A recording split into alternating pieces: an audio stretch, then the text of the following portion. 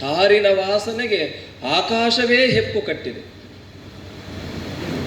ಕಂದಿರುವ ತೊಗಲ ಗುರುತು, ಬೆನ್ನ ಹಿಂದೆ ಆಧಾರಿನ ಹೆಬ್ಬಟ್ಟು, ಅಂಗುಲ ಅಂಗುಲವು ಮುಗ್ಗೆದ್ದು ಇದೋ ಇಲ್ಲಿಯೇ, ಈ ರಹದಾರಿಯಲ್ಲಿಯೇ ಅಡಿಗಡಿಗೂ ಉಸಿರಿಟ್ಟು ನಡೆದ ಭಾರತ ಭಾಗ್ಯವಿಧಾತರ ಒಡಲು ಉಸಿರಿಡಿದು ಕುಂತಿದೆ.